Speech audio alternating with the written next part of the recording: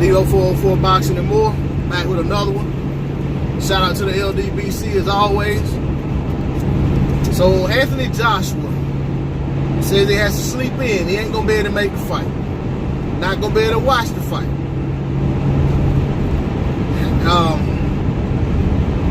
You know, I've commented on, I think it was Blue Blood video about this topic. Shout out to Blue Blood Sports TV. And in the comments, I think I said that, you know, I think the comment I made was that you know, AJ doesn't want to watch the fight because he wants to get a good night rest and knows he won't get a wink of sleep if he watches Wilder in the ring. He have nightmares all night or something like that. And some guy came in and said, well, Wilder didn't go to or watch Povetkin versus AJ. So what's your point? Hey, gotcha. My point is, AJ is, and every time a camera's put in his face these days, every interview, Eddie Hearn and AJ are talking about Deontay Wilder. Talking about making that Wilder fight. They want Wilder in April at Wembley. That's what they're saying. All right? When Povetkin and AJ were fighting, Wilder thought he was going to get that AJ fight. AJ pulled out of the fight. Basically, not necessarily pulled out. They pulled some shady stuff in the contract. Also, told Wilder that Wembley was not available. And then went ahead and fought Povetkin in Wembley.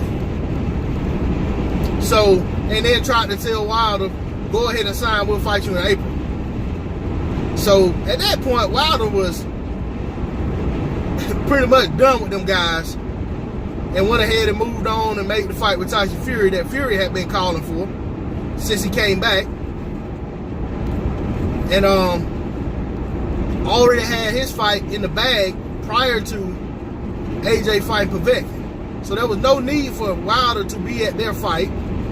There was no need for Wilder to watch their fight. I'm sure maybe he's watched it since then, but there was no need for him to worry about trying to watch the fight live and so forth and so on when he already has an opponent in front of him that he has to deal with. AJ doesn't have an opponent. According to AJ, Wilder is the opponent that he wants to face next. What better way to help build their fight and to give boxing fans real hope that the fight that they've been waiting on for about 2 years now is about to really come to fruition than to have AJ himself come ringside and be at the fight, regardless of what obligations he has going on. Because this fight was announced a couple months back. Whatever obligations AJ has as far as his sponsors, he could have juggled that around and told his sponsors, hey, I'm going to go to this Wilder fight. I'm trying to fight Wilder next. This is going to be huge for myself, for the sport of boxing, and for anybody that sponsors me. What sponsor is going to tell AJ, no, I need you to meet this obligation on this. This is the only date you can do it. That doesn't make sense.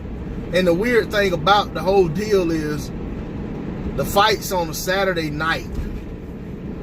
I'm not 100% sure, but I think that's Sunday morning over in the UK. What sponsorship obligation would AJ have on a Sunday morning, Sunday afternoon? I mean, most people do business Monday through Friday, and some Saturday. Most people don't do business and big sponsorship engagements on a Sunday. But that's just my thinking. Maybe I'm too small-minded and don't have a big enough business brain to understand that. But at the same time, Anthony Joshua's business is boxing. Anthony Joshua only has sponsorship deals because he's a boxer. If Anthony Joshua walks away from boxing today, a lot of those sponsorship deals will go away because he's just Anthony Joshua at that point, just a guy walking around with a build, you know. Unless he got into acting or something else, He's just a former fighter. He's gonna lose. You're not gonna keep all the sponsorship deals you had as a fighter. It just doesn't work that way. So I would think that his sponsor would fully support him going over to the U.S. to that fight. You know, Anthony Joshua came to the U.S. to a basketball game, and probably 90% of the people in the arena didn't know who he was. But I'm sure if he goes to a boxing event, everybody will probably know who he is. At least 90% of the people there will know who he is, especially a heavyweight fight. They will know who he is, and even if they don't know, I'm sure they'll put him on the big screen and put his name up there and what he's accomplished in the sport. They'll make sure that everyone in the arena knows that Anthony Joshua's in the building. Deontay Wilder will probably let it be known that Anthony Joshua's in the building.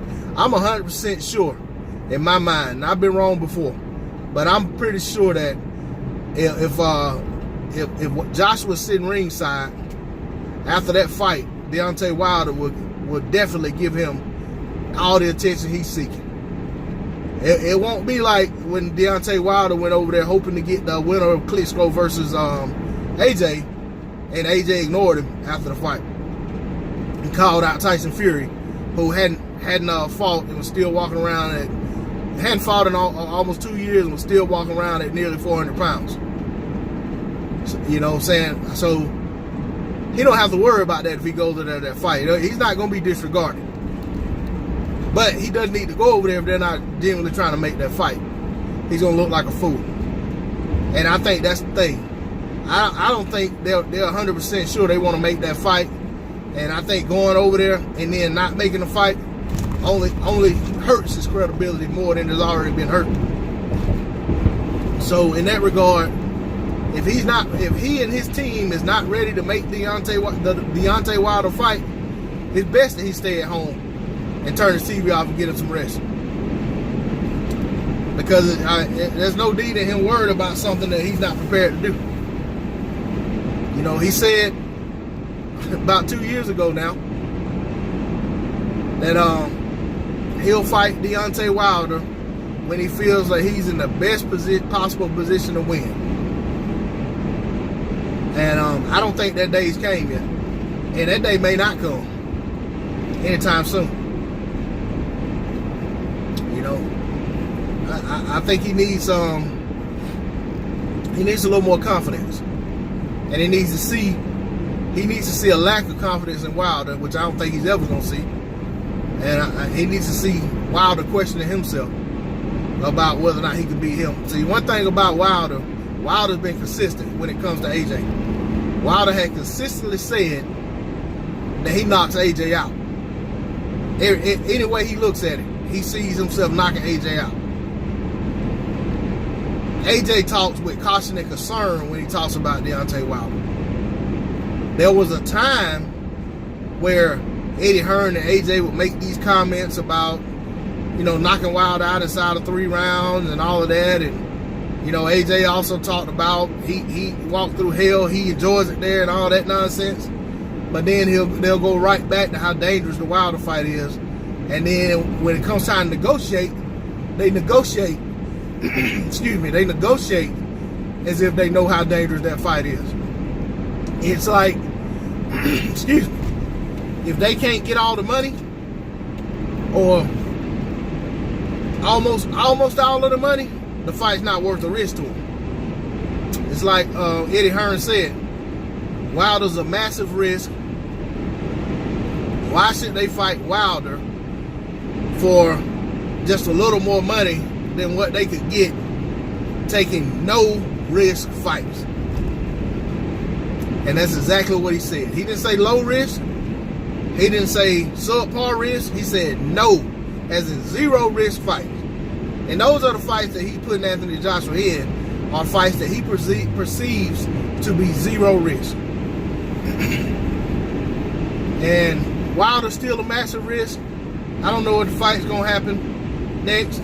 I don't know what the fight's going to happen next year at all. But the fact that Anthony Joshua is unwilling to come to the fight and then publicly says that he's not going to watch the fight, which he didn't have to say publicly, he should just not watch the fight. He can tell people after the fact that he didn't watch it, but he doesn't have to announce beforehand, I'm not going to watch the fight.